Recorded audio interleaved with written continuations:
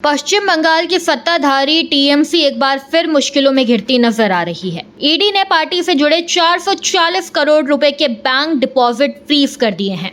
इसका मतलब है कि फिलहाल इस रकम का इस्तेमाल नहीं किया जा सकेगा। ईडी ने यह कार्रवाई prevention of money laundering act PMLA के तहत की है। एजेंसी का कहना है कि कुछ संदिग्ध लेन देन की जांच चल रही है और इसी के आधार पर यह कदम उठाया गया है। ईडी के मुताबिक जांच में पता चला है कि ट्रैवल और एविएशन सेक्टर से जुड़ी कई कंपनियों के जरिए 150 करोड़ रुपए से ज्यादा का पैसा इधर उधर भेजा गया। एजेंसी को शक है कि इन कंपनियों का इस्तेमाल पैसों के असली स्रोत को छिपाने के लिए किया गया।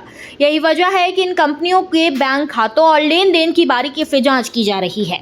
जांच एजेंसी ये भी पता लगाने की कोशिश कर रही है कि 2024 के लोकसभा चुनाव के दौरान इस्तेमाल की गई चार्टर्ड फ्लाइट्स का खर्च कहीं इन्हीं कंपनियों के जरिए तो नहीं उठाया गया। अगर ऐसा पाया जाता है तो मामले की जांच और गहरी हो सकती है। इस पूरे मामले की शुरुआत जून महीने में हुई एक शिकायत में आरोप लगाया गया था कि एक बड़े साइबर फ्रॉड से जुड़ी रकम टीएमसी के कुछ बैंक खातों में पहुंची है।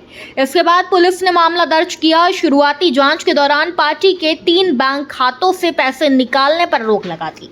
बाद में जब मामले में मनी लॉन्ड्रिंग के संकेत मिले तो ईडी ने भी जांच अपने हाथ में ले ली। फिलहाल ईडी 18 से ज्यादा बैंक खातों की जांच कर रही है। इसके साथ ही केयरवेल ट्रेवल्स, विंडबोर्न एविएशन और अनीता टूर्स जैसी कंपनियों के वित्तीय रिकॉर्ड भी खंगाले जा रहे हैं। एजेंसी ये पता लगाने की कोशिश कर रही है कि इन कंपनियों के जरिए पैसा कहां से आया, किसे भेजा गया और उसका इस्तेमाल किस काम में हुआ। जांच के दौरान ईडी ने कोलकाता में 5 जगहों पर छापेमारी की थी। इनमें एक ट्रैवल कंपनी, एक इलेक्ट्रॉल ट्रस्ट और एक चार्टर्ड अकाउंटेंट का दफ्तर शामिल था। छापेमारी के दौरान कई जरूरी दस्तावेज, कंप्यूटर, मोबाइल फोन और अन्य इलेक्ट्रॉनिक डिवाइस जब्त किए गए थे। अब इनकी जांच की जा रही है ताकि पैसों के पूरे नेटवर्क का पता लगाया जा सके। इसके अलावा ईडी 2023 से 2024 के बीच खरीदे गए कुछ एयरक्राफ्ट की भी जांच कर रही है। एजेंसी जानना चाहती है कि इन विमानों की खरीद में इस्तेमाल हुआ पैसा कहां से आया और क्या उसका इस मामले से कोई संबंध है। फिलहाल ये मामला पूरी तरह जांच के दौर में है।